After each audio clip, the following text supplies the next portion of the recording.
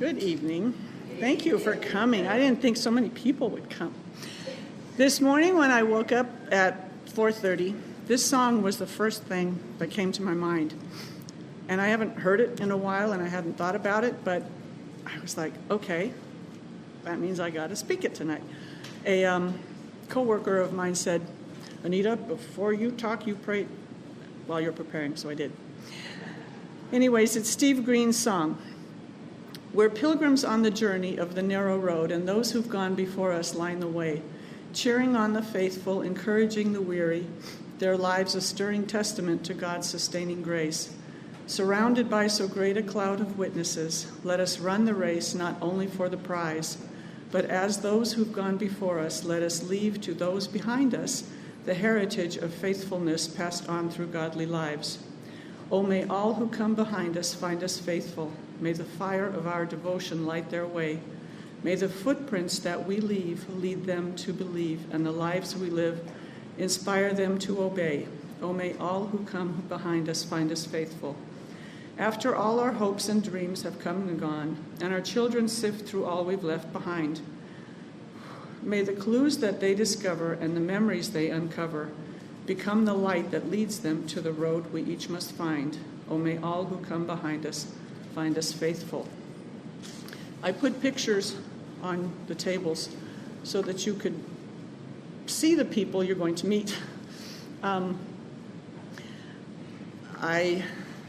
have one sister living, and all the rest of my family has gone home. Manfred's relatives live far away, and so we're pretty much alone out here. There's lots of Niemetscheks, but there's no Laufs. My name is Bertha Anita Lauf Niemetschek, wife of one and mother of two. I was born on January 3rd, 1955 at County Hospital in Los Angeles to German immigrants, Emanuel and Martha Lauf, their last child. They always called me Anita, and I knew no different until the first day of kindergarten. And again, every first day of school after that, when the teacher called, Bertha Lauf, and the classroom would erupt in laughter. One of my favorite hobbies has been family tree research. And by the way, Niemetschek is Polish for little German. Lauf is German for walk or run. Both my ancestors and Manfred's were German. However, they were born in Poland with German citizenship. Centuries ago, the Eastern European countries and German governments formed an agreement that Germany would send workers to own and farm the land, yet keep their German citizenship. They kept their German language, names, heritage, and traditions, enough so that when World War II broke out, my father, though born in Poland, was drafted into the German army. Manfred's grandparents on both sides left Europe after World War II, and they went to Argentina.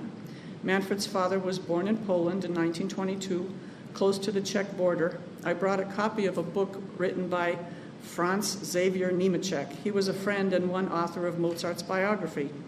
Manfred's mother was born in Argentina after her parents had left Poland. My family left Europe after World War II, and they came to the United States. The Baptist World Alliance was instrumental in both of our families leaving Europe. My father was born in 1911. My mother was born in 1913, over 100 years ago. My father was the oldest son of 11 children. When my parents married on Mama's birthday in 1937, my father went to live on the farm of his in-laws. Back in the late 1920s, evangelists came to Poland from America to bring the love of Jesus to the unsaved. My maternal Oma always said back then, if you were Polish, you were Catholic. If you were German, you were Lutheran. It was forbidden to claim any other faith. My maternal grandparents owned a large farm and had a great room large enough to seat 100 people. My Oma and Opa, Grandma and Grandpa, were among the first to become believers, and so whenever an itinerant evangelist was going through, meetings were held at their home. My father also attended those meetings, and because it was forbidden to be baptized as a sign of new life in Christ, my father was baptized at night in a river in the forest. Then in 1940, their first child, a son, was born. He was a blue baby. There were no hospitals, no doctors, and Gerhard died after 2 days.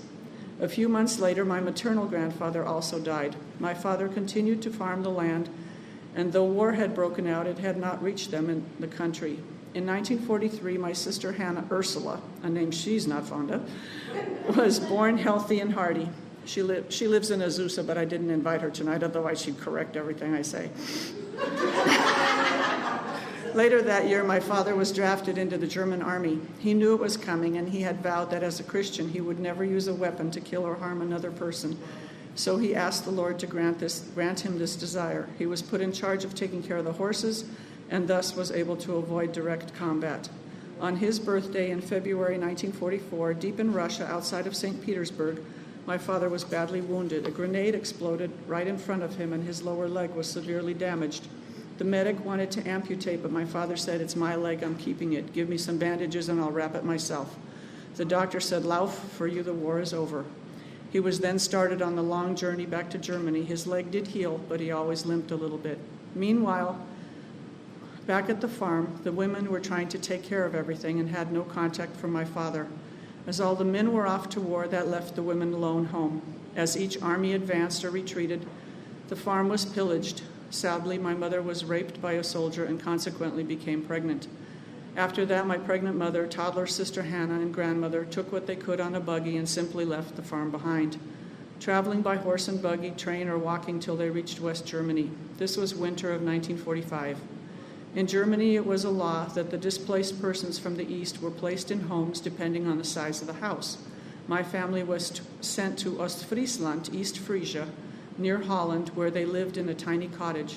Shortly after that, my mother had the baby. It was a girl whose name was Edeltraut, meaning pure and true. Due to my mother's malnutrition and complications, the baby girl died after 2 weeks. Meanwhile, my father was in a hospital in East Germany for 1.5 years. His roommate was his younger brother, Herbert.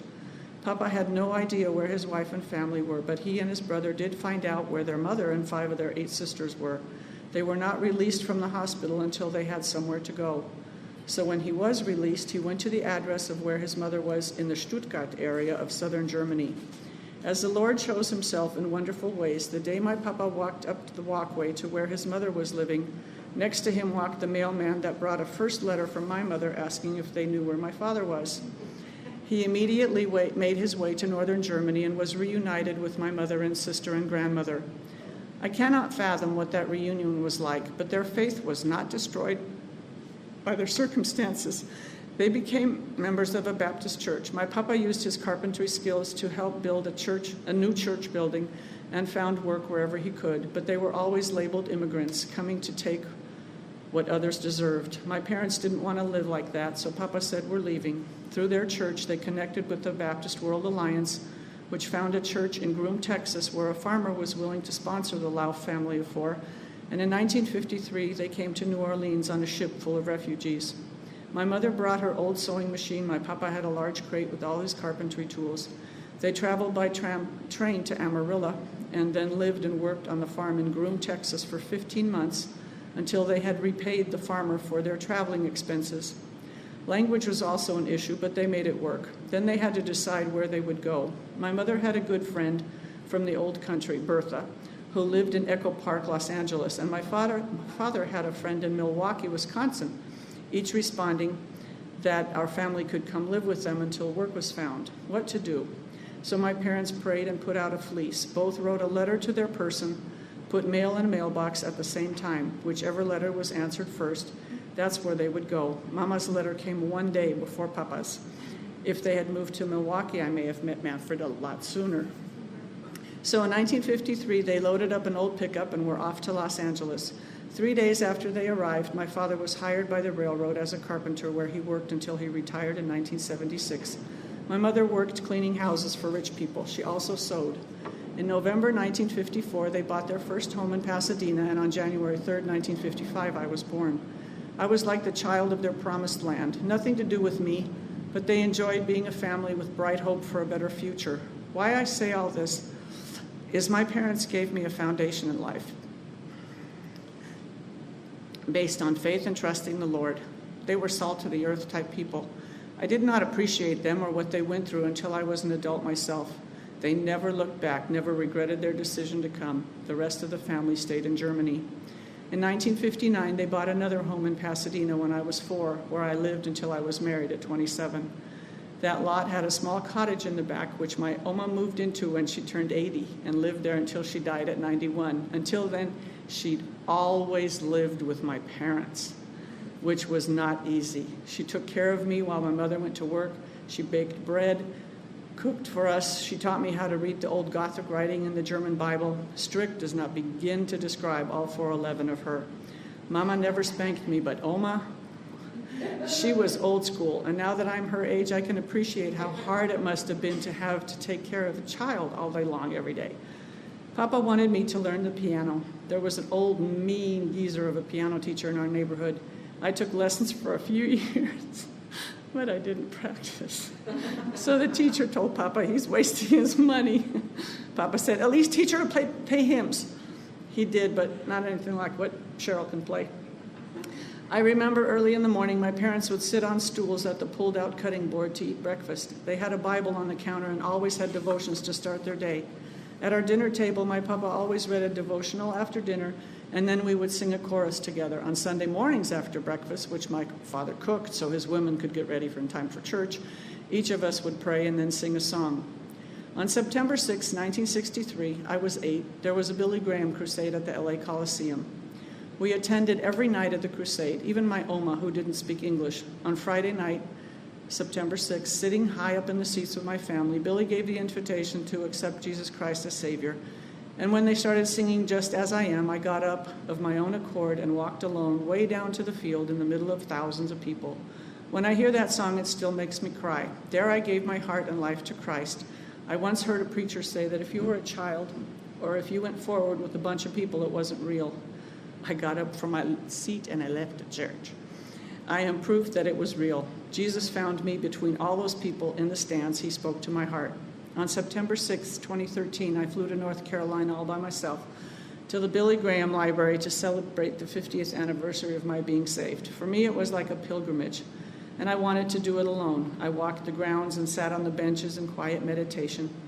Then I went in to see the displays. It was an unforgettable day for me, just me and Jesus. I shared my story with several of the staff there, and they were so happy that I came. As a souvenir, I bought myself a bracelet that says, "For I know the plans I have for you."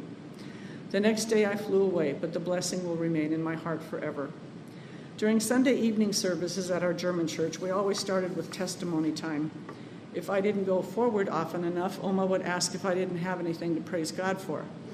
But it helped me get up in front of people. On Communion Sunday, at the end of the service, we would all join hands and sing, "Blessed be the tie that binds," and it did. I'm still tied to my friends from back then.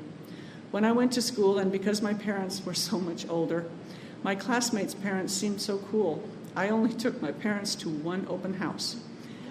Another child asked me if they were my grandparents, and after that, I never took home another notice of upcoming events. This included the 5th grade Birds and Bees film in the auditorium. I had to stay in the class with all the boys. I didn't appreciate my parents at the time as they gave old school new definition. But they were the best. They gave me every opportunity, showed me the world. I just wanted to be normal, not stick out. Hard to do when you're half a head taller than the boys. As a child, there was no television in our house, so I learned to entertain myself. One thing I just loved to do was play records on Papa's hi-fi. I sang along with Tennessee Ernie Ford, Pat Boone, and other Christian artists. I would stand in front of the fireplace in the living room and sing at the top of my lungs to the crown molding of our old Craftsman house as my audience. Of course, I had no idea I was occasionally being watched through the curtained glass window to the dining room. Maybe this was preparation for singing in choirs a few years later. I started singing in the German church adult choir at 13 and sang in every church choir since up until last year.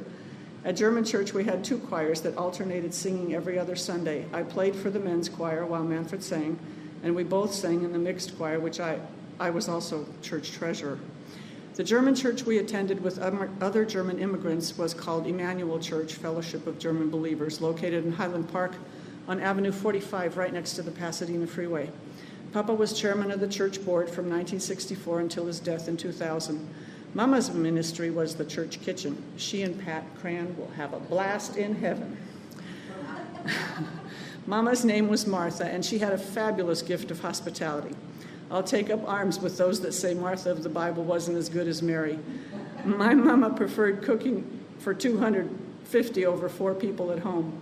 We had company all the time. Sunday afternoons we either had people over or we went to someone's house. Church was our extended family. Imagine my surprise when years later Manfred asked, "Why are we having company every Sunday?"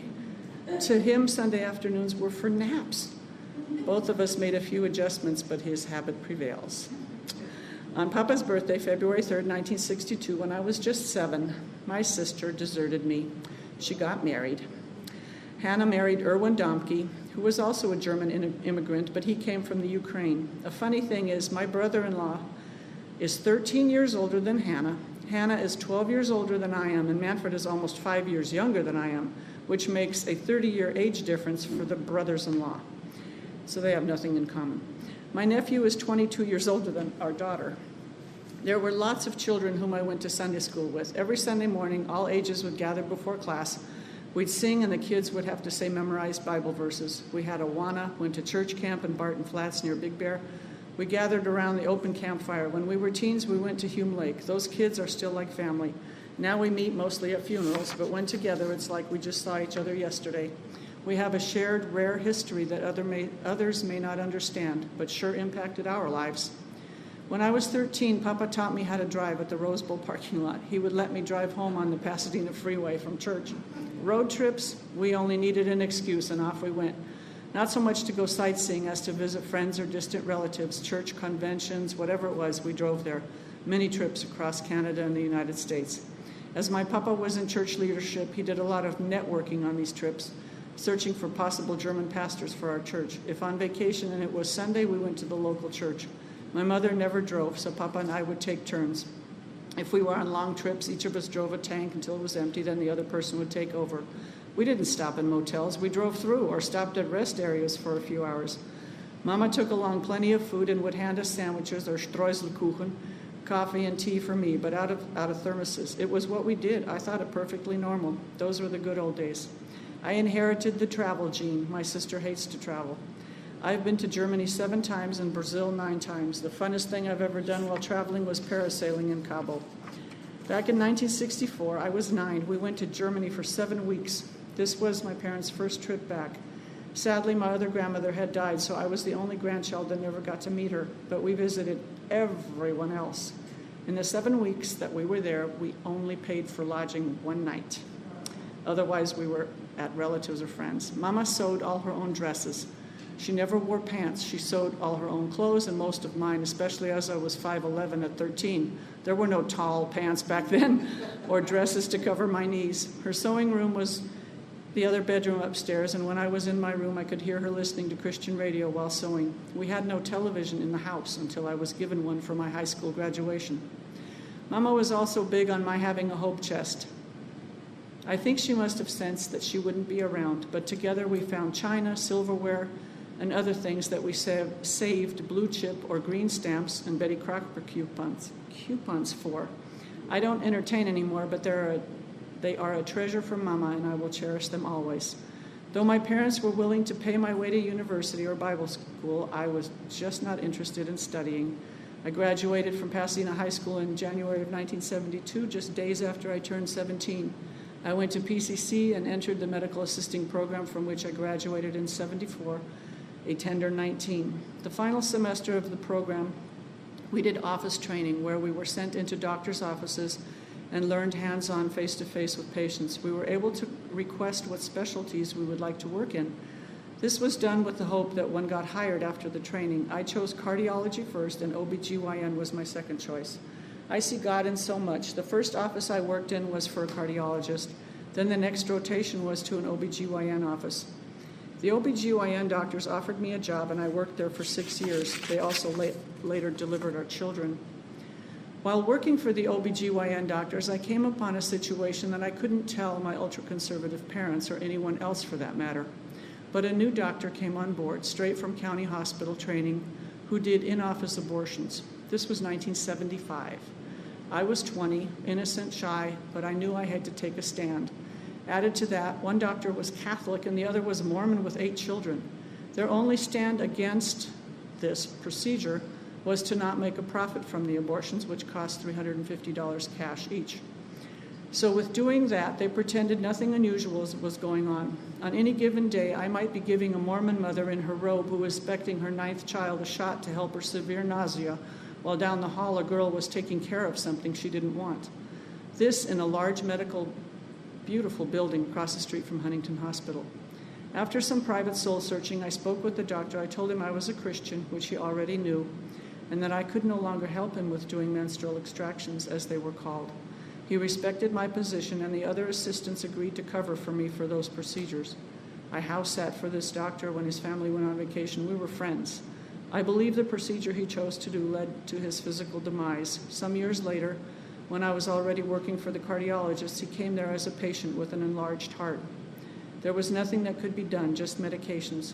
Each time he came in, he would stop at my desk, we would talk, then after a visit I would walk him to the elevator, and we'd catch up on our families. I'd tell him I would continue to pray for him, and he would leave. The last time I saw him, I knew he would not return. He was not old, but he was broken. I again walked him to the elevator, hugged him, and prayed and said goodbye. Could I or should I have done more? Maybe, but I did what I felt I could do. After 6 years, I was ready for a change. In 1980, I was 25. I felt I was getting old. All my girlfriends had married, and I was always the bridesmaid, never a bride. So I quit my job for the OBGYNs and decided to go to Germany to pursue a relationship, get a job there, and see what life was like in a different country. I learned some hard lessons. No jobs for visitors. I slipped on a wet staircase and broke a bone in my foot, which caused me tremendous pain, but I couldn't go to a doctor. I still have that bump on my foot from then, and it reminds me of when I wanted to go my own way in life. Then my mama decided she needed to be experiencing a white Christmas in Germany that year. So they came and visited the many family members, but I spent Christmas in Austria with my friends. My dreams dissolved, and with a broken heart, in February of '81, I came back home with my parents. They never said anything to me. They just loved me, while I was sure life was over, and I would be living with them the rest of it. I did get to have one more Christmas at home with Mama. About 10 days after getting home from Germany, I found a job, started working at Foothill Cardiology, where, with interruptions, I still work today, 35 years later. At my job interview, Dr. Getson says, "Now you should know we don't let our girls get married around here." I said, "Fine, don't worry. No, I'll never marry." Dr. Getson came to our wedding 18 months later, but he complained that the china I had registered for was too expensive. But he bought me the teapot anyway. A few years later, our son was born on Dr. Getson's 60th birthday, and so his middle name is James. Back to the past. The Niemetscheks joined the German church when they came to California in 1979 from Milwaukee, Wisconsin. Manfred's upbringing was different than mine. His father had a cabinet shop and expected his 3 boys to join him. The oldest son, Raymond, attended college courses at night, telling his dad he was with friends or studying. The middle son married at 18, and that left Manfred. Manfred already played trumpet in high school, and at his graduation he played a very difficult piece called Flight of the Bumblebee, which his dad did not feel he needed to attend because work was more important. Manfred had come out to California earlier than his parents and lived with his maternal aunt while attending PCC. He also took a physics class at Caltech, but once his parents moved to Glendora, California, his father insisted he give up higher education and join him in continuing the cabinet-making business they had started in Milwaukee. This was not easy for Manfred, but he wanted to honor his father. Their years together were very hard, as Herbert insisted his way was the only way. Added to that, he didn't like me at all, nor did he approve of our getting married. Manfred's mother died in 1980 of colon cancer while undergoing Laetrile treatments in Tijuana. She was alone at the time. His father never got over her death. While I was still living at home, my mama died very suddenly on January 22nd, 1982, of a ruptured aortic aneurysm. She hadn't seen a doctor since my birth. Just getting ready to go to work, she collapsed. Papa called 911. Paramedics came. I got the call when I got to work. I figured it will be okay. I work for cardiologists. They'll fix her. That did not happen. One of my friends from church was in the nursing program, and she was in the room when my mother died. She told me later that as the docs were trying to resuscitate her, Mama opened her eyes very wide as if she saw something, closed them, and she was gone. I believe she saw the angels coming to get her, and I'm so thankful my friend was in the room to witness that. Losing a loved one, especially a dear mother, so suddenly was a horrible shock. My father was a strong man, but that night hearing him loudly sobbing broke mine and my sister's heart. The Lord works in mysterious ways. Manfred came over the evening of Mama's passing. We weren't really dating, and I was much too mature for such a young guy. But we had been out on New Year's Eve after watch night service. Before my Oma died, she told me, "You be nice to that boy. His eyes follow you around." Ha! My mama liked him too. 3 weeks after that New Year's Eve date, he came to the house after hearing of Mama's passing. Manfred's mother had died 18 months before, so he knew what it was like to lose one's mother. He just felt he had to be with us, but that connection somehow brought Manfred and I together. He was even pallbearer at the funeral. Mama's funeral was big, even for Forest Lawn. But such a sudden death of a dearly loved woman was a shock to all. 2 months later, Manfred asked my papa for my hand, and we were engaged on March 23rd. My papa was over the moon. He just loved Manfred and treated him as his son. Sadly, my father-in-law did not feel the same towards me and never accepted me. That was tough. We were married August 21st, 1982. At 27, finally, my big day. My favorite color has always been purple, so that was in everything. I had it all planned out except for one small thing. I wore a long-sleeved, full-skirted, multi-layered dress, a veil with a big long train, in 103 degrees on a hot summer day. Manfred played the trumpet while I walked down the aisle so he wouldn't get nervous. The service was both in German and in English. After we were married, Manfred and I moved into a house in northeast Pasadena that my parents and I had bought some years before, with the idea that I might live there one day, and Papa wanted me to invest my money. Oh boy. My earnings. We fixed it up and before the wedding and moved into our nice little place. We raised our family there, and in 1991 we tore it down to the floor joists and rebuilt a very nice 2-story home, lots of room to entertain the masses. June 24th, 1984, our daughter Andrea was born, and on April 25th, 86, our son Caleb was born. I spoke only German to Andrea as a child, and she spoke it too, but after Caleb came along, we got lazy and we no longer spoke German. They understood a lot, but don't speak. As I went through the Pasadena public school system, I wanted our children to go to private Christian school. Andrea was a straight-A student from kindergarten to 12th grade. She takes after her father. Both graduated from Maranatha. Can't say that around village people. They went to Maranatha High School. Andrea was honored at her graduation for being the top student in higher math and physics, also taking after her father. She then went to PCC, got an AA, and got married. Caleb went to Point Loma Nazarene and earned a bachelor's and is still single. We had many wonderful years in our home with children, pets, friends, sweet neighbors, for which I'm so thankful. Manfred's father did not participate in any family functions like birthdays or Christmas, but my papa did. Our homes were about a mile apart. Papa would mow the grass for Manfred, would watch the children if I needed to go somewhere. In 1983, he had married a German widow from church with whom he really did enjoy life. They had great years together, had a place in Desert Hot Springs, and traveled a lot. He enjoyed this new life immensely until his wife was diagnosed with Alzheimer's. She died after 13 years of marriage, and Papa, at 84, was so caring of her in her final year. It was amazing. He married again after that because he was so lonely. Those details for another time. He died in 2000, 7 years after having been diagnosed with colon cancer. The day before he died, on April 9th, 2000, he was at home. The visiting nurse said the end was coming, so we sat with him for the last hours, my sister and I. At around 11:30, I called a former German pastor in Arizona and told him the end was near. He said, "You tell Brother Lauf it'll be Sunday in half an hour. He always loved to go to the house of the Lord on Sunday." So I told Papa he died just after midnight. After Hannah and I told him we would see him again in heaven, he sighed deeply and was gone. We knew he waited to know his girls would be okay. Manfred and I left the German church in 1991 with Papa's blessing. We left because our children were the only ones in Sunday school. Then we went to Calvary Bible Church, where Pastor Lau was pastor until 2001. We went to First Baptist Church in La Crescenta, following our choir director and our daughter, who had friends in that youth group, including her future husband. In 2006, we came to visit Village for a Saturday service when Bob Swanson preached on John Kennedy flying his plane upside down. I marked that day in my Bible. This was during the worst year of our life, but Manfred was willing to come to the recovery class, so in 2007 we joined Village. For the first time, not worshiping in the same church with our children, and that was different. Andrea stayed at First Baptist and Caleb was in San Diego at university. In 2003, I went with my sister to Brazil to visit our German missionary cousin who runs an orphanage down there, way out in the middle of nowhere.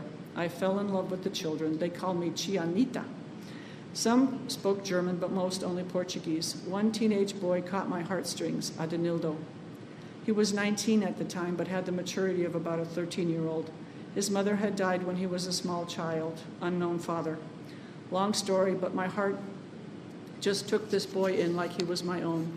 I went back there a total of 8 more times over the years, trying in whatever way I could help him. I could go on and on, so many memories. On one trip, I drove him about 50 miles to the town where his mother was buried. I had stopped at a roadside flower stand and bought some red roses for him, convinced we would find the grave. At the cemetery, we were directed to her grave, a simple wooden cross with her name etched in it, a pauper's grave.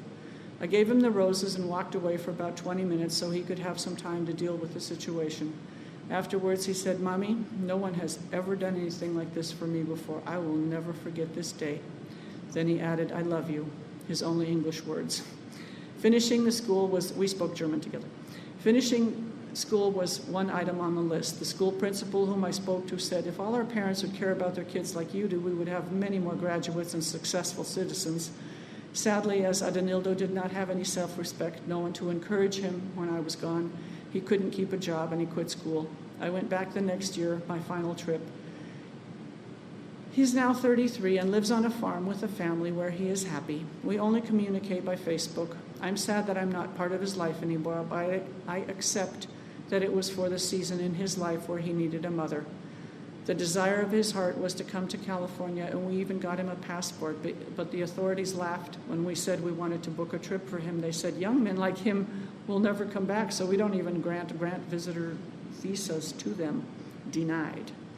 These stories are from the past, and they impacted my life, but I went through some come-to-Jesus moments as well.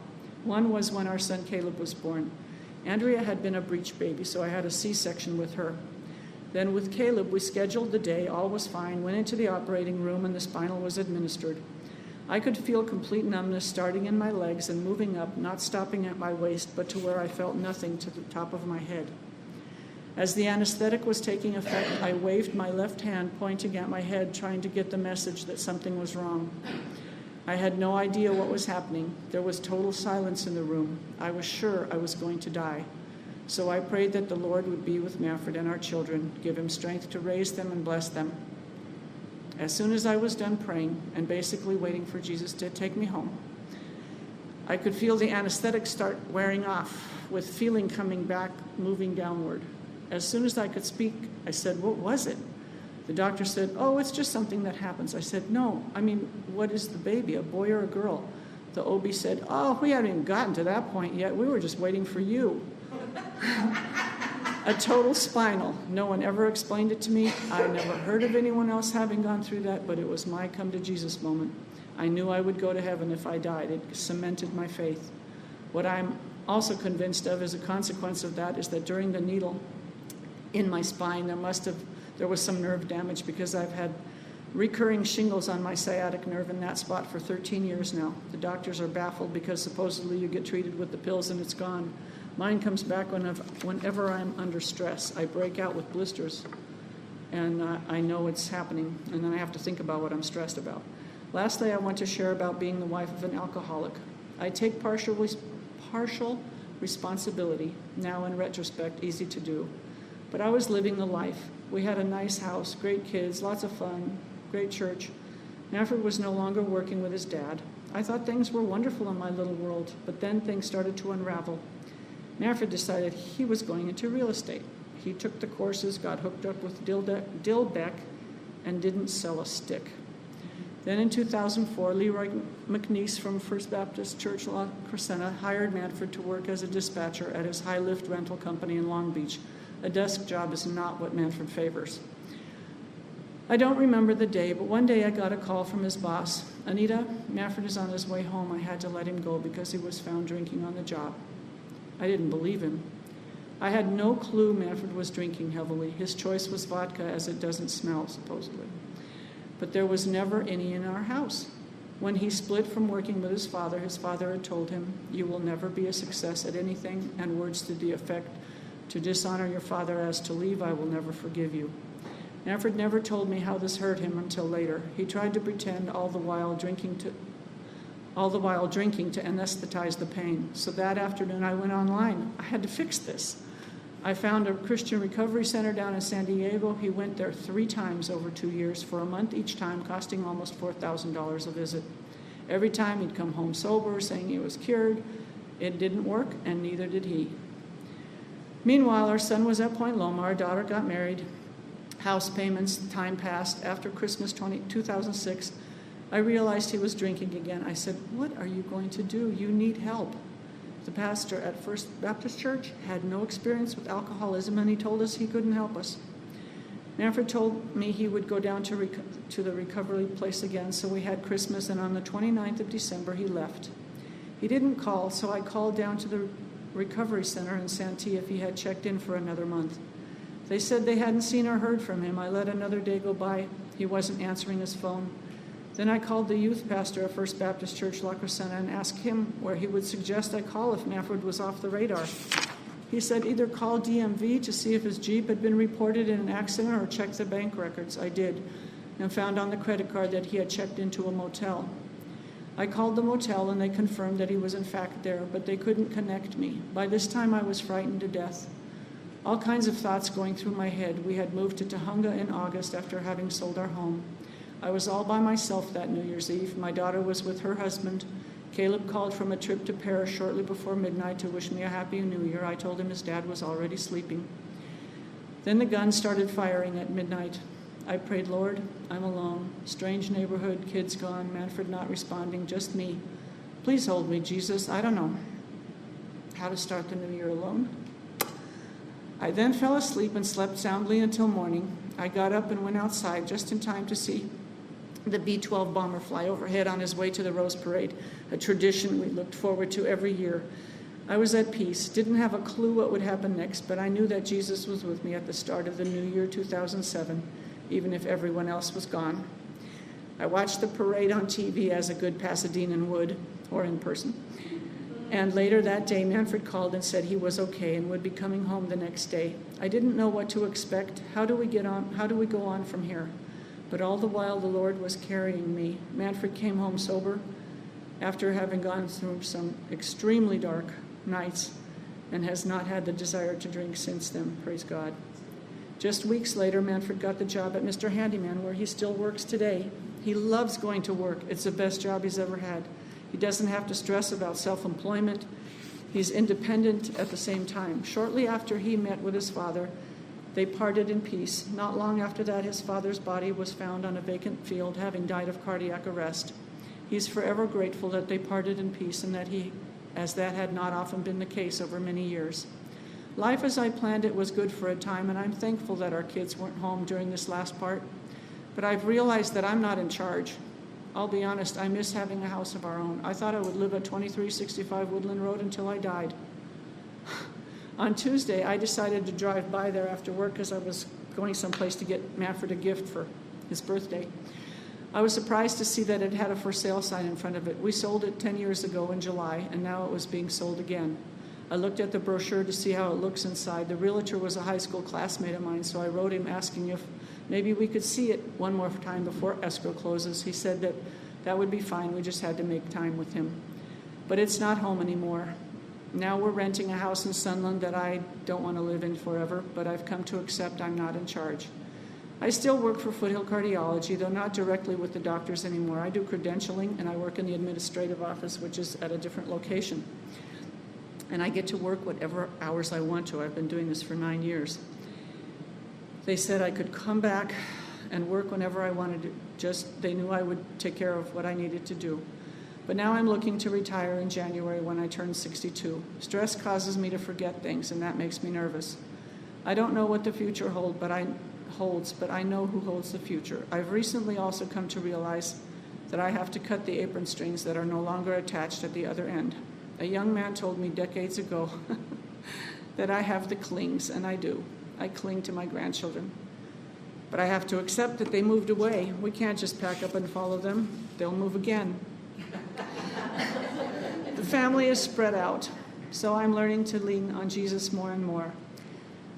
And I'm looking forward to, when I retire, doing projects at home there's never enough time for. Only God knows, and that's enough. Thank you.